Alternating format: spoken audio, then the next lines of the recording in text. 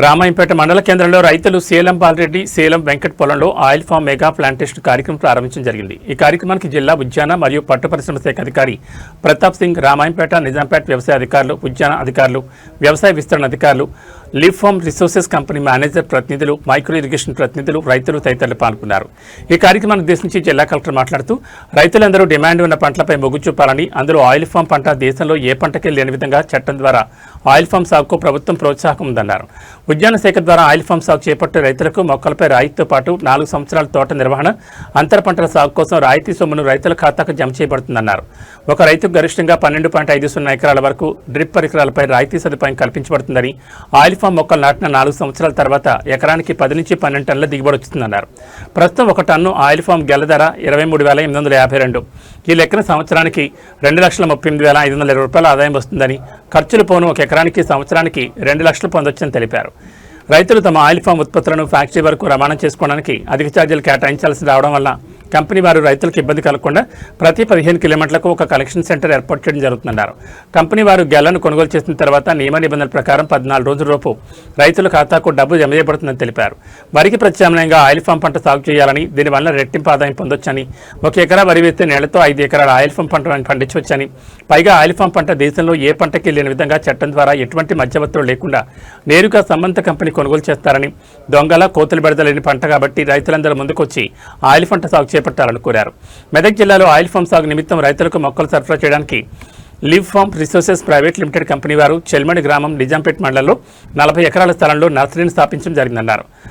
9x9 మీటర్ల దూరంలో త్రికోణ ఆకార పద్ధతిలో మొక్కలు నాటుకోవడం వల్ల 1 ఎకరానికి 57 మొక్కలు వచ్చునని, అంతేకాకుండా మొదటి 4 సంవత్సరాలు పంట రాని దశలో అంతర పంటల ద్వారా కూడా ఆదాయం పొందొచ్చు.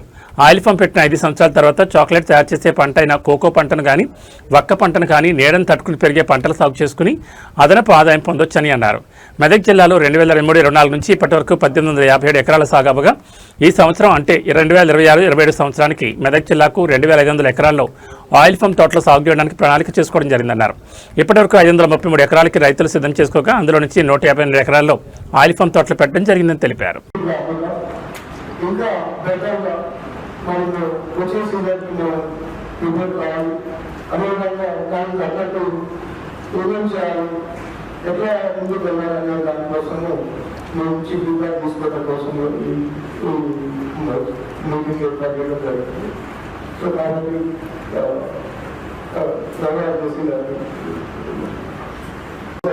రైతులు మాత్రమే బ్యాలెన్స్ ఉంది, వాళ్ళు కూడా ఈ రైతుల్లో చర్చించడం జరుగుతుంది. ముఖ్య ఉద్దేశం ఏంటంటే సక్సెస్ఫుల్గా అందరూ టీం వర్క్ మనం చేసుకొని ఒక పెద్ద టాస్క్ ఏదైనా సరే ఒక టీం అనేది టీం వర్క్ మనం కంప్లీట్ చేస్తే ఎంత పెద్ద టాస్క్ మనం సక్సెస్ఫుల్గా కంప్లీట్ చేయడం అనేది. Role of each and every district officer is very important, and I congratulate my JC because as collector civil supplier, he has guided నేను ప్రతి ఆర్డినేట్ రివ్యూ తీసుకుంటా, కానీ ఆయన మార్నింగ్ నుంచి ఈవినింగ్ వరకు ఏం నడుస్తుంది, ఎక్కడ ఏం జరుగుతున్నది, ఎలా రిజాల్వ్ చేయగలుగుతాం. అదే రైస్ ప్లస్ ఆపరేషన్ మొదట్లో ఉంటాయి. ఆ తర్వాత మనకు గోదాం స్పేస్ కావాల్సిందే. ఇవన్నీ అదే ట్రాన్స్పోర్టేషన్గా కొంతమంది వెహికల్స్ ఎక్కడెక్కడ అన్లోడింగ్ ప్రాబ్లమ్స్ ఉంటాయి.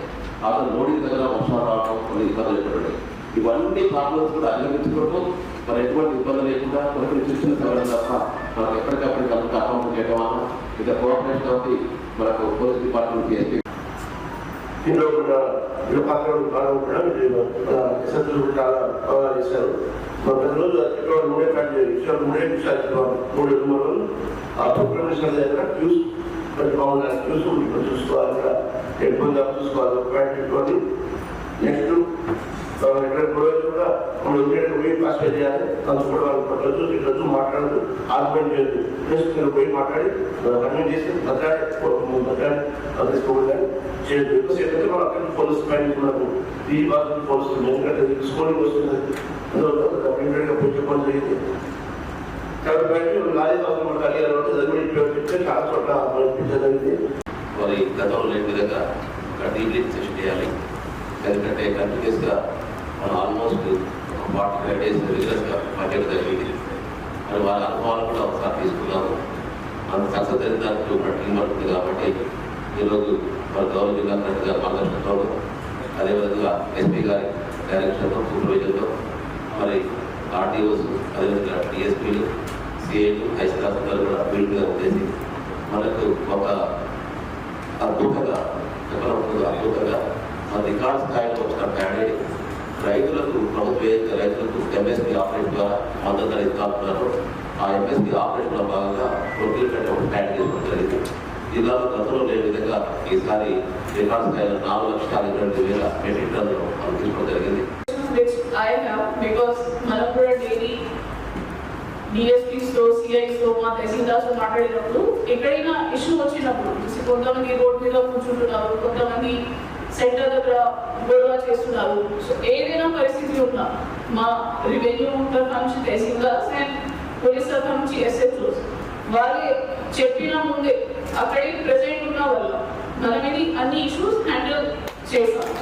సో అది చాలా అప్రిషియబుల్ మనకి. బికాస్ నాకు కూడా ఎప్పుడైనా ఫోన్ వచ్చినప్పుడు ఇట్లానే నడుస్తుంది ఇంట్లో నేను కూడా అడగకుండా చెప్పిన వాళ్ళు సరే మా తహసీల్దార్ ఉన్నారు, మా SHO ఉన్నారు, we're trying to talk to the farmers, వారికి మాట్లాడుతున్నారు, కన్విన్స్ చేస్తున్నారు, we're trying to resolve. So ఆ రకంగా ఫీల్డ్లో జరిగిన కోఆర్డినేషన్ వల్ల మనం ఇది సక్సెస్ఫుల్గా ఈరోజు కంప్లీట్ చేసాము. ఏదైనా మనకి ఇబ్బంది కాకుండా మధ్యలో రకరకంగా చాలా మంది పొలిటికల్గా చేశారు, నాకు పర్సనల్గా టార్గెట్ చేశారు, అన్నీ జరిగినాయి. కలెక్టరేట్లో ధర్నా చేశారు, ఏదో పెట్రోల్ పోసుకొని ఏదో జరిగినాయి. కానీ అందరూ కొంతమంది కావాల్సిన కూడా చేశారు. కొంతమంది రైతులకు కూడా జమీన్ ఇష్యూస్ వచ్చినాయి. మనం సెంటర్ ప్యాడీ వాళ్ళ నుంచి తీసుకోకుండా సెంటర్ వాళ్ళు 10-15 days వెయిట్ చేపిస్తే వాళ్ళు కూడా ఇంపేషెంట్ అవుతారు.